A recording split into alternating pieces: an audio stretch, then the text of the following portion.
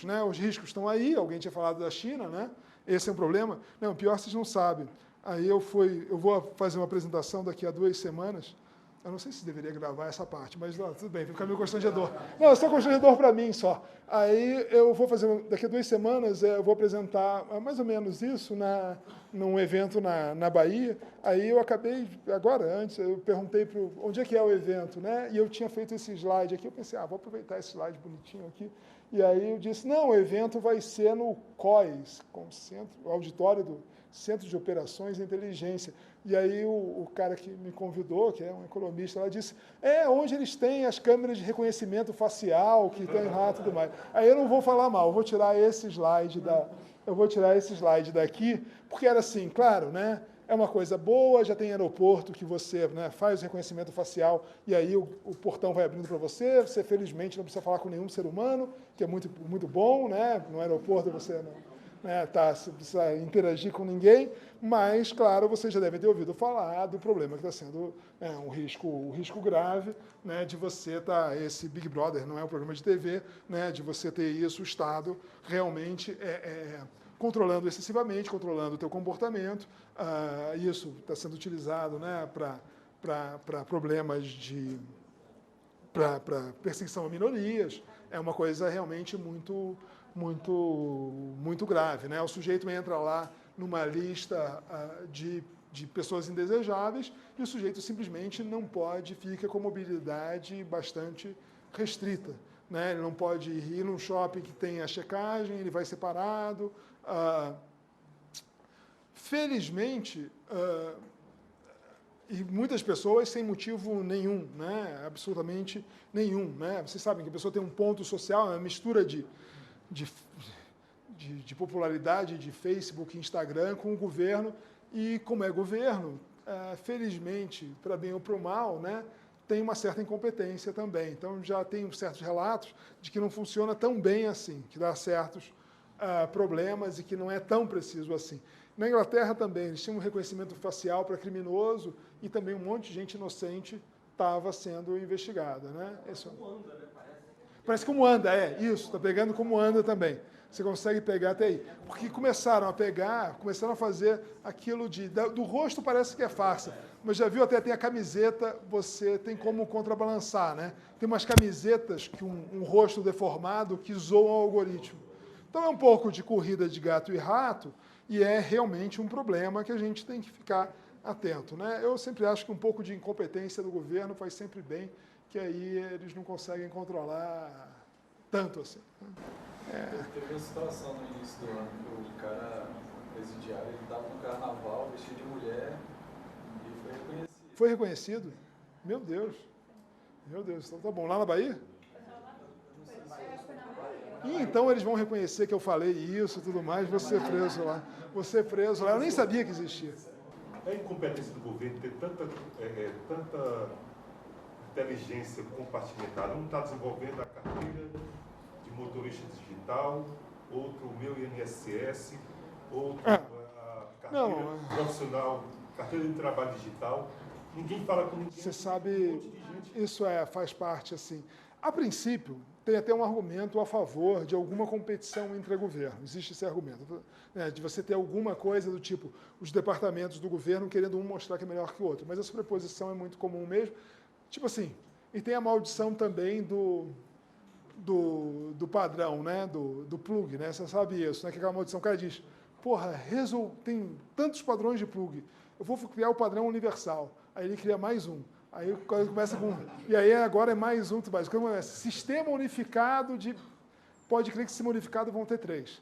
Né? Assim, é uma das maldições. É um problema de como funciona o governo mesmo. Assim, tem muita sobreposição, um pouco de sobreposição esperado e, como eu te disse, às vezes é bom você ter uma certa diversidade, porque aí se um dá mais certo do que o outro, você não aposta tudo num só, tem checagem, mas eu concordo que o governo brasileiro é campeão disso. Tributação de dados, porque dizem que a gente exporta matéria-prima, né? Nossos dados, a gente não tem poder computacional para trabalhar os dados bem, que nem fora do Brasil tem. Então, a gente exporta matéria-prima, né? Eu já ouvi algumas discussões em relação a querer tributar esse dado que sai do Brasil, tem alguns países até falando sobre isso, que Tem uma discussão sobre isso. Cara, eu não vi isso. Eu acho que o sistema tributário brasileiro é tão... Eu me sinto um pouco disso, né? Você pode fazer NUD para mamografia, mas num país que não tem mamógrafo, né, NUD, tributação de dados num país que tem essas regras de ICMS, dos piores sistemas tributários do mundo, talvez você tenha que resolver um pouco, por mais que a gente, né, eu acho isso super interessante e tudo mais, e eu acho que um monte disso pode ser utilizado para coisas assim, o resto você tem que fazer coisas mais importantes primeiro, né? Metade da população não tem saneamento, então vamos... Mas eu acho que um tanto disso pode ser utilizado para esse tipo de problema, melhorar a educação, um monte de problema de educação antes de você chegar nisso. Então, talvez, para resolver, tem aquelas histórias, às vezes tem uns problemas que são... Tá, tudo bem, não é problema, mas vamos olhar... Tem um problema que eu acho também de governo, e a gente está fugindo um pouco do assunto, mas é o que eu chamo de paralisia hiperativa. O governo começa a querer fazer um monte de coisa, e aí fica paralisado. Bom, uma coisa, né, que mais cedo ou mais tarde vai ficar cada vez pior, né, tipo, aquela história que você pode comprar lá na 25 de março, né, o mítico, uma vez me procurou um cara dizendo assim, eu tenho aqui dados de CPF e tudo mais, 200 milhões, coisa que eu trabalhava com o nome, 200 milhões, não sei o que, de pessoas, aí o primeiro e-mail meu, assim, tá, cara, como é que você conseguiu? Aí, silêncio, né? Obviamente, o cara pegou isso aí legalmente, estava querendo fazer pesquisa com isso, e eu não posso, eu vou para a cadeia com um negócio desse, né? Problema também de viés de algoritmo, vocês devem ter ouvido falar, né? Aquele problema, né? Que se o algoritmo se baseia num dado que já tem preconceito, que já tem isso, o resultado vai ser igual também. Então, você usa coisas de machine learning. Se você já tem problema na entrada, né? Você já reforça a desigualdade. Qual é a vantagem que bom, aí a gente entra esse é um risco, né, que você pode, os algoritmos reforçarem isso, tipo, o governo chegar e dizer, te colocar Minority Report, te colocar, você é um potencial criminoso, porque muitas das pessoas que têm demografia parecida com você são criminosas, então isso pode ser, e mudar a expectativa que a pessoa tem e tudo mais, isso é verdadeiro, mas aí a questão a questão que a gente tem que pensar sobre isso, você me coloca o seguinte, o algoritmo não vai ser perfeito, o importante é que ele seja menos preconceituoso do que o ser humano em geral. O ser humano é tremendamente preconceituoso e tremendamente se baseia em regras simples para categorizar as pessoas e tudo mais. Então, se o algoritmo for melhor, e quanto melhor ele for, né, joia, mas não dá para comparar o algoritmo com o ideal. O ideal você não vai ter, o ideal é o ideal. Mas você tentar fazê-lo o melhor possível, sabendo que você tem problemas. Se você basear a sua seleção só no que já é observado, você vai estar fazendo um sistema que reforça tudo. Bom, só os dilemas, né, que a gente tem, e eu não tenho muito a dizer, só dizer para vocês que são dilemas. Claro, interesses de indivíduos, interesses de governantes, né, essas coisas não são idênticas, a gente bem sabe disso.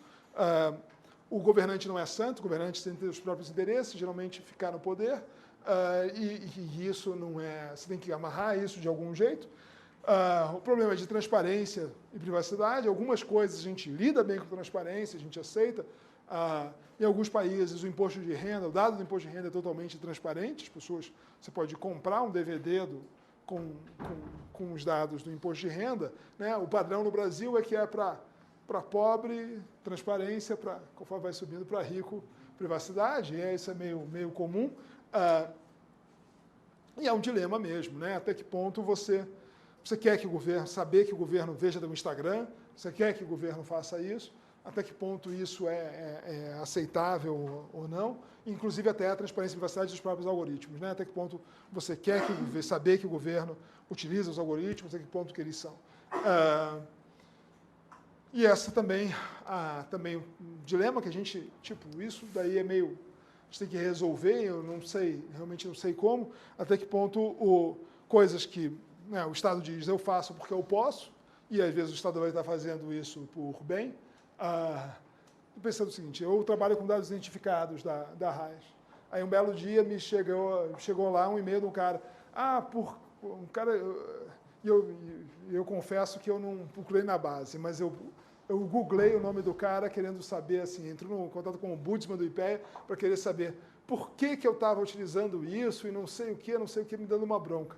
É o tipo da coisa, se todo mundo fizesse isso, tivesse que, se todo mundo tivesse preocupado com isso, eu não poderia ter feito a pesquisa que eu fiz. Eu fiz a pesquisa do melhor jeito possível, mantendo a privacidade de todo mundo, tentando manter a privacidade de todo mundo, não saindo à base do computador, tudo isso.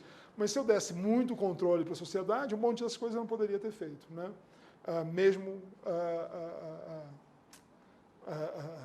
se fazendo para o bem e tudo mais, talvez as pessoas dissessem, não, eu não quero que meu dado seja utilizado nem para pesquisa.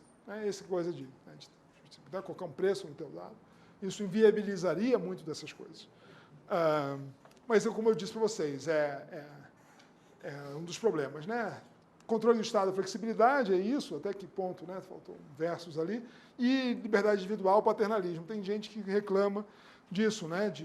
Do nudge, né? Que isso, no fundo, é paternalismo. A pessoa que tem que se virar mesmo e saber se está na hora de fazer o exame. É um saco o Estado ser paternalista, ficar dizendo para mim o que eu acho que você deve fazer e isso e tudo mais. Que tem um limite que também isso aí está certo. Pulando isso aqui... Tá, só para mostrar uma coisa que eu fiz aqui, só para rapidinho e aí a gente termina, tá? Que a gente fez ali. O que a gente fez, pessoal? Isso talvez, né? Talvez isso em outro lugar não interessa, mas para Brasília talvez isso interessa mais. A gente tem o CIAP fotografado, a cada 3 meses a gente tem o CIAP fotografado, uma foto do CIAP ali com todos os servidores públicos do governo federal. E aí a gente conseguiu ver a trajetória individual das pessoas, a gente olhou para os cargos dos DAS. Os DAS até os 6 e os de natureza especial. A gente conseguiu ver a dinâmica disso, né? A gente chamou de roda da fortuna, porque tinha uma hipótese mais ou menos conversada, assim, que as pessoas diziam, que numa roda da fortuna, quem está no meio que fica no meio de um governo para o outro, e a turbulência é nos extremos, quem está em cima e vai para baixo. Isso era falado, mas ninguém tinha feito. E esse é um exemplo legal, que só dando os créditos, né, o que a gente faz lá, né? Eu sou da coordenação de ciência de dados, faz parte da ENAP, e o pessoal do laboratório Latitude, que é o pessoal de ciência, um dos laboratórios de ciência da computação da UNB. Então, só os dados aqui são preliminares, isso aqui não saiu ainda, até o final do ano vai estar divulgado, tá? Mas vamos lá, o que a gente fez? São 73 milhões de observações, a gente tem aí 19 anos de dado. O que a gente fez aqui? Vou passar rápido mesmo, tá? A gente fez o seguinte, a gente viu a cada 2 anos, a gente fez a cada ano e tudo mais, aonde o cara tinha DAS 0, ou seja, não tinha DAS, e onde é que ele estava 2 anos depois. Aqui ficou pequeno o valor, peço desculpas, mas o cara com DAS 1, 2 ou 3, 2 anos depois, 61% deles estavam em DAS 1, 2 ou 3, 1% mudou para 4, ninguém foi para frente, tudo mais. E a gente consegue fazer isso para várias matrizes, 2004, 2006, aí tem alguns fatos que interessantes que a gente percebeu aqui. Primeiro, que tem uma inércia grande nos níveis intermediários. Quem é 3 e 4 fica por ali. Mas um dado curioso é que o mais comum não é o cara, quanto mais escuro o valor, mais alto.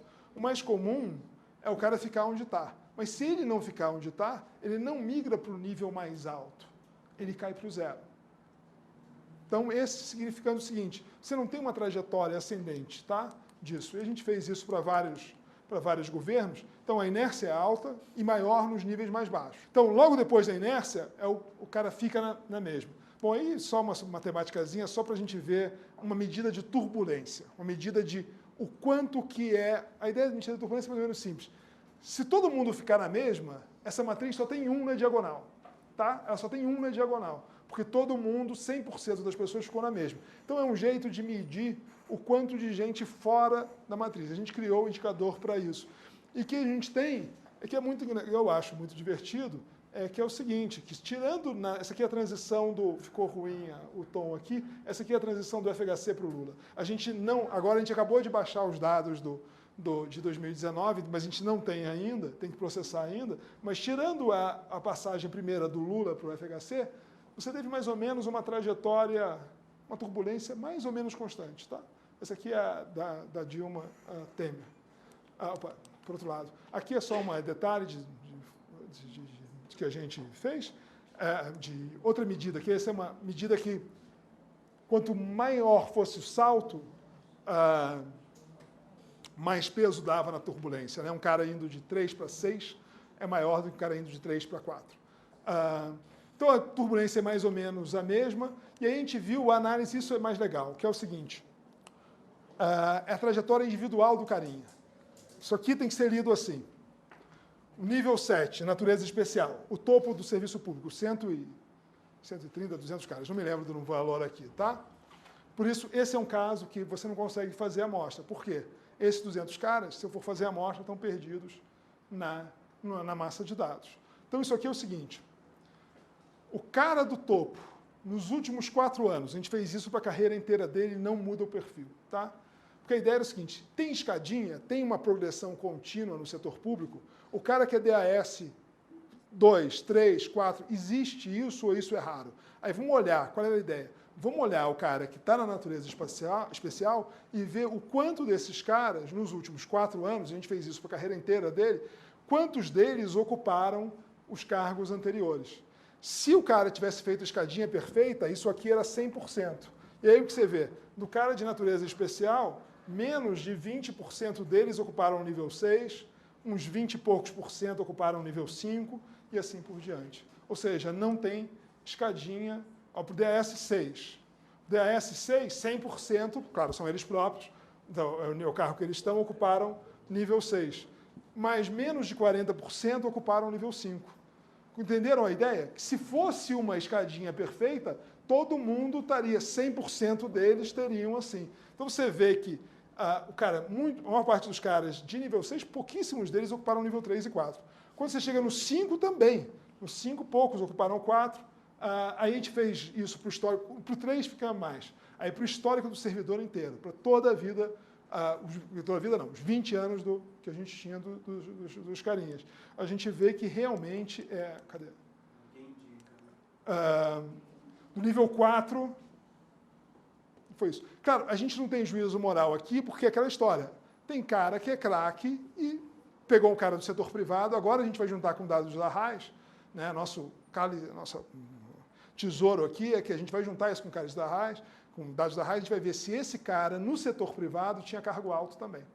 Né? Isso que a gente vai fazer, porque a gente vai ver o cara que pode ser muito bem isso. Eu não quero julgar, não tem como julgar aqui que você pode ter cara que é muito bom, que veio do setor privado e está direto ocupando. Tá, pessoal, então eu vou terminar por aqui, falta muito, mas eu vou só... Pô, agora que tinha os slides mais bonitinhos que a nossa designer fez, que deu tempo do designer ter feito, só para fazer aqui o contato, e aí a gente termina por aqui, tá? Então, só essas são as instituições que fizeram essas pesquisas, e ali meu e-mail, é um prazer, se quiserem entrar em contato, será um prazer conversar com vocês e tudo isso, tá? Então, obrigado pela presença, pessoal, valeu mesmo, tá?